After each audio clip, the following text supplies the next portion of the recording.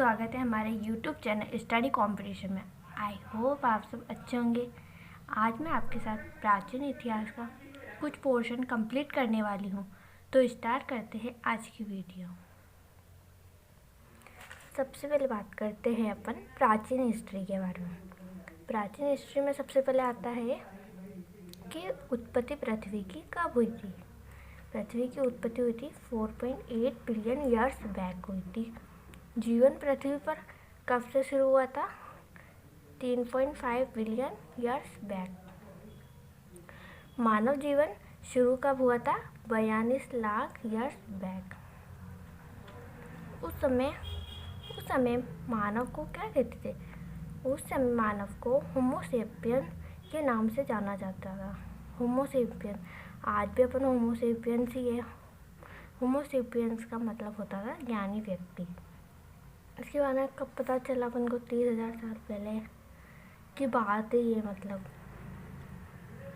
ये क्वेश्चन आता है कि इतिहास का जनक किसे कहते हैं? इतिहास का जनक कहते हैं हेरोडोटस को कहते हैं।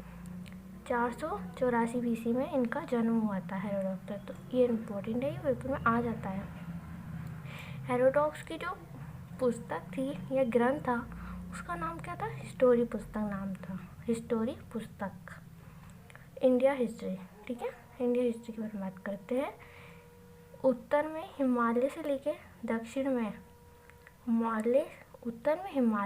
दक्षिण में समुद्र तक फैला उपमहाद्वीप भारतवर्ष के नाम से जाना जाता है। ये फैलावा है उसे उपमहाद्वीप है, उसे भारतवर्ष के नाम से जाना जाता है। महाकाव्य तथा पुराणों में भारतवर्ष एवं भरतों का देश, मतलब भारतवर्ष है ना, उसको महाकाव्य तथा पुराणों में उसकी व्याख्या किस तरह कर रखी है? उसमें भारत को भारतवर्ष एवं भरतों का देश कहा गया है, ठीक है। तथा जो यहाँ के लोग, यहाँ के निवासी हुआ करते थे, उनको भारतीय तथा भरत की संतान कहा गया है, ठीक है। ये जो भरतवर्ष आया ना, ये भरतवर्ष यहाँ से आया। ये भरत क्या है? भरत एक प्राचीन कबीले का नाम था। ठीक है। जो प्राचीन ईरानी लोग आए थे वो लोग इसे सिंधु नदी के नाम से जोड़ते थे, जिसे वे ना सिंधु ना कह के हिंदू कहते थे, इसलिए अपन को नाम हिंदू पड़ गया। सिंधु नदी के नाम से जोड़ते थे तो अपना नाम हिंदू पड़ गया। फिर यूनानी लोग आए। यूनानी लोग इसे इंदे नाम से जोड़ते थे, इंदे कहते थे, और अरब इसे हिंद कहते थे। और मध्यकाल में इस देश को हिंदुस्तान कहा जाने लगा।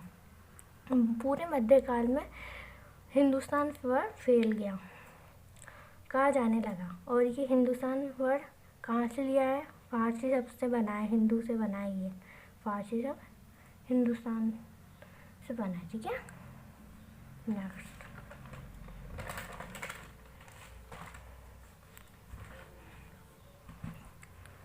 विंध्य की पर्वत श्रृंखला देश को उत्तर तथा दक्षिण दो भागों में बांटती है। विंध्य की जो पर्वत श्रृंखला है वो देश को उत्तर तथा दक्षिण दो भागों में बांटती है, ठीक है।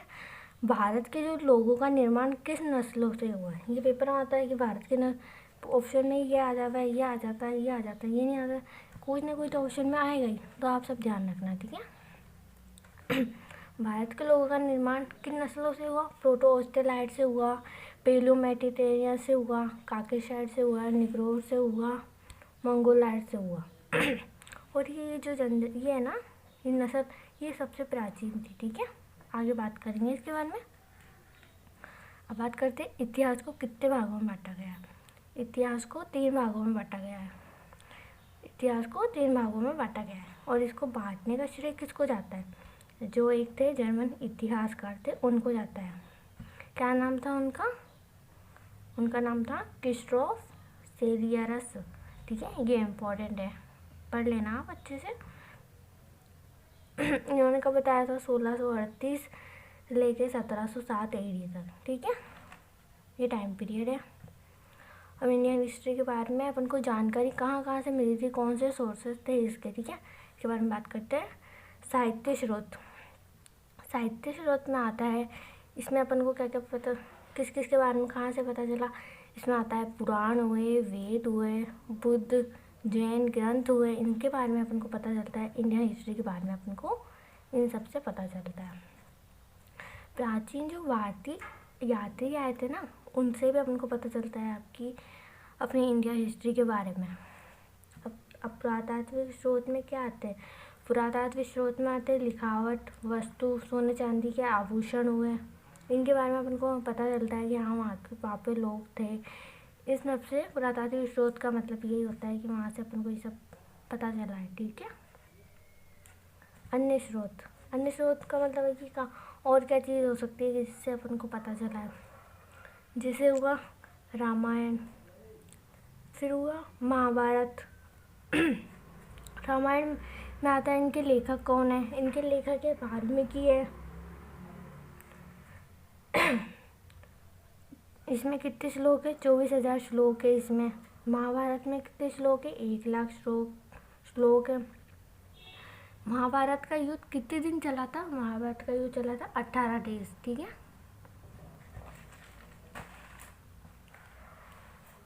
ये 3 काल हुए। इन 3 काल हुए। अब 3 काल ऐसे है। ठीक है। प्रागैतिहासिक काल, आधैतिहासिक काल, ऐतिहासिक काल। प्रागैतिहासिक काल में आता है, इनके बारे में अपन को कहाँ से पता चला? साहित्य स्रोत अपन को उपलब्ध नहीं है अभी तक, इनके बारे में मतलब अपन को जानकारी नहीं प्राप्त हुई है। ठीक है। पुरातात्विक स्रोत में आता है उपलब्ध है, इनके बारे में जानकारी मिल चुकी है, मतलब उपलब्ध है, जिससे अपन इनके बारे में जानकारी प्राप्त कर सकते हैं। ठीक है। आदि ऐतिहासिक काल में आता है, इनके बारे में साहित्य स्रोत उपलब्ध है। पुरातात्विक शास्त्र में भी उपलब्ध है, अपन जानकारी प्राप्त कर सकते हैं इनके बारे में भी। ऐतिहासिक काल में आता है साहित्य स्रोत उपलब्ध है, पुरातात्विक स्रोत भी उपलब्ध है। ठीक है। और फिर अपन इस वाले पोर्शन को है ना थोड़ा अच्छे से और डिटेल से जानते हैं। प्रागैतिहासिक काल। ठीक है। इसको बांटा है 2 भागों में बांटा है। फर्स्ट है पाषाण काल, सेकेंड आता है ताम्रपाषाण काल।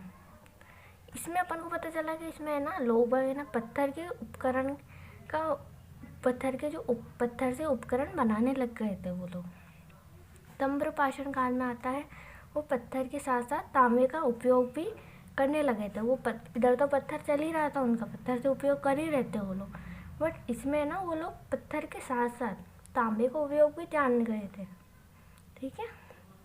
ये भी जो है ना पाषाण काल, इसको और अच्छे से समझते अपन। इसको भी 3 भागों में बांटा गया है। ठीक है। कितने भागों में बांटा गया? 3 भागों में बांटा गया। अब पूरा पाषाण काल के बारे में बात करते हैं। इसमें है ना 2 टाइम पीरियड है, तो आप दोनों टाइम पीरियड को अच्छे से ध्यान रखना। पेपर में ये भी आ सकता है, ये भी आ सकता है, दोनों टाइम पीरियड है इसके। ठीक है। फिक्स पता नहीं चलता ना, इसलिए। तो पूरा पाषाण काल का टाइम पीरियड है 25 लाख से लेकर 10,000 BC। जो इसका सेकेंड टाइम पीरियड है इसका है 20 लाख से 12,000 साल पहले। इसमें पता चला है वहाँ के लोग आग जलाना सीखा उन्होंने, पत्थर से औजार बनाए। मध्य पाषाण काल में पता चलता है इनका टाइम पीरियड है 9,000 से 4,000 BC।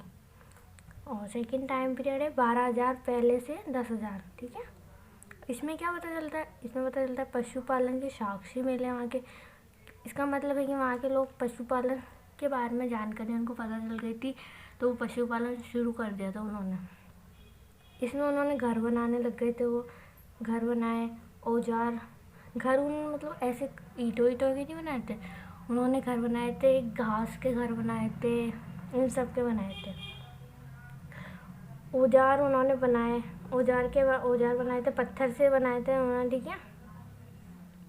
और जानवर के रूप में उन्होंने, ये आता है क्वेश्चन पेपर में कि जानवर के रूप में उन्होंने किस पालतू जानवर को बनाया था? उन्होंने सबसे पहले बनाया था कुत्ते को, उन्होंने अपना पालतू बनाया था। ठीक है।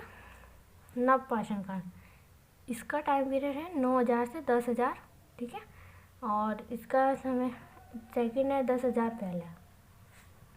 इसमें ये भी इम्पोर्टेंट है पहिए का आविष्कार।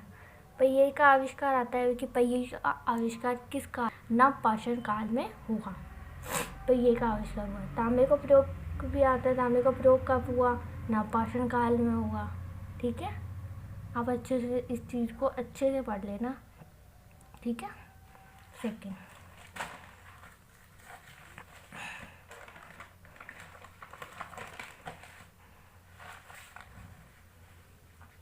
इम्पोर्टेंट पॉइंट्स है ये, ठीक है। नवपाषाण युग की प्रारंभिक अवस्था का ज्ञान अपन को कहाँ से हुआ था? जो नवपाषाण काल था उसके बारे में अपन को प्रारंभिक जो अवस्था थी उसके बारे में अपन को ज्ञान कहाँ से प्राप्त होता? जो हुआ था बुजुर्होंग। ये बुजुर्होंग कहाँ आता है? बुजुर्होंग आता है श्रीनगर। श्रीनगर में ये बुजुर्होंग, यहाँ से अपन को पता चला है नवपाषाण युग की प्रारंभिक अवस्था। इलाहाबाद और मिर्ज़ापुर, ये इलाहाबाद और मिर्ज़ापुर कहाँ आते हैं? ये आते हैं उत्तर प्रदेश में। उत्तर प्रदेश में उत्तर पाषाण कालीन में युग था इनका, मतलब उत्तर प्रदेश और मिर्ज़ापुर में, ठीक है। इलाहाबाद में कोड़ियाहावा नामक स्थान से धान की खेती के प्राचीनतम साक्ष्य मिले हैं। इलाहाबाद में कोड़ियाहावा नामक स्थान से धान की खेती के प्राचीनतम साक्ष्य मिले। ये पेपर में आता है कि धान की खेती के साक्ष्य कहाँ से मिला है? इलाहाबाद, ऑप्शन में आ जाए इलाहाबाद। इलाहाबाद नहीं आए तो कोड़ियाहावा आ जाएगा, तो आप कोड़ियाहावा को टिक कर देना, ठीक है। अब आता है कि मेहरानगढ़ से वहाँ से है ना लोगों के बसने के प्रमाण मिले हैं। वहाँ से पता चला है कि वहाँ पे लोग बसने शुरू हो गए थे मेहरानगढ़ से, ठीक है। नवपाषाण युग के महत्वपूर्ण स्थल कौन कौन से थे? गुजरोहोम, ये इम्पोर्टेंट है। गुजरोहोम, कोढ़वा, चिरांद। मेहगढ़ा से जौ की खेती के साक्ष्य मिले हैं। मेहगढ़ से जौ की खेती के साक्ष्य मिले हैं।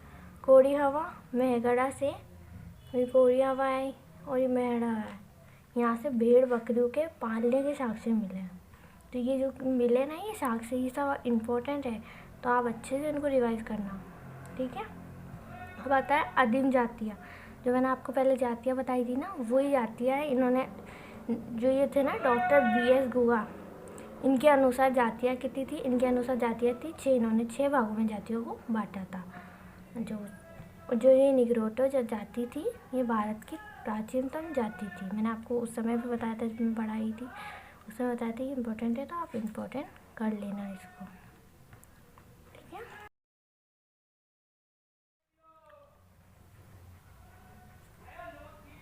आग का आविष्कार कब हुआ?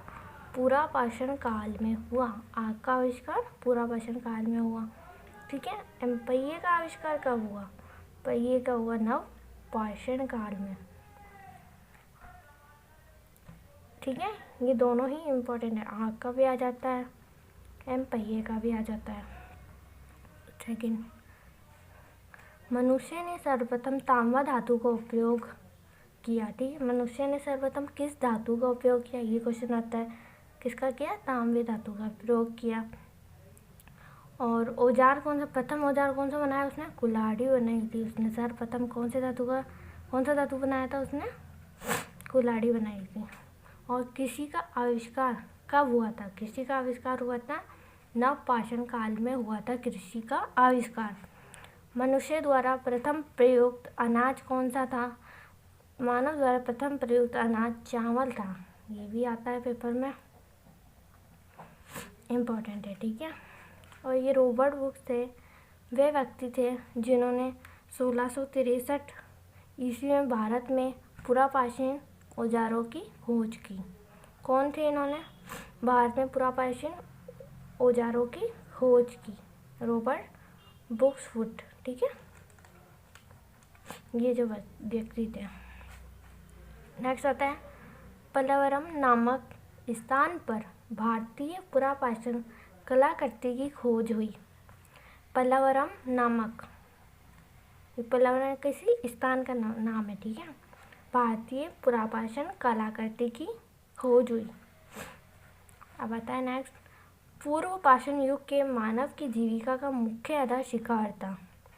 ये आता है कि पूर्व पाषाण युग के मानव की जीविका का प्रमुख आधार क्या था? उनका आधार था शिकार करना। उनका क्या था? शिकार करना। मैं कहता है कृषि के लिए अपनाई गई सबसे प्राचीन फसल कौन सी थी?